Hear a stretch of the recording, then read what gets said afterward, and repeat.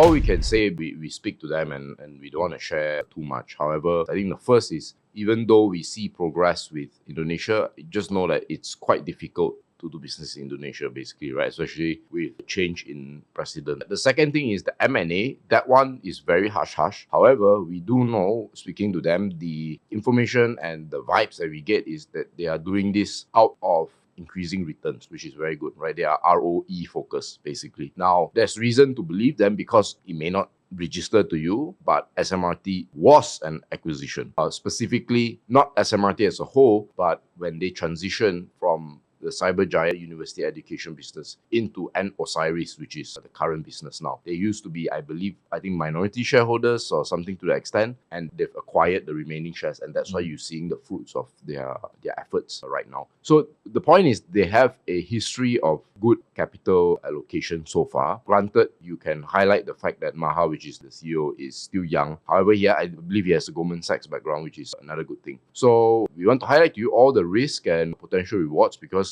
I think as an investor, you need to know what you're dealing with. And if you're not comfortable with, say, how Jakarta operates or how slow Tenaga is dishing out, and maybe you think it's going to be a halt for a very, very long time, then of course you can take all these risks into account. And on the flip side, the upsides are all these things that I mentioned earlier on.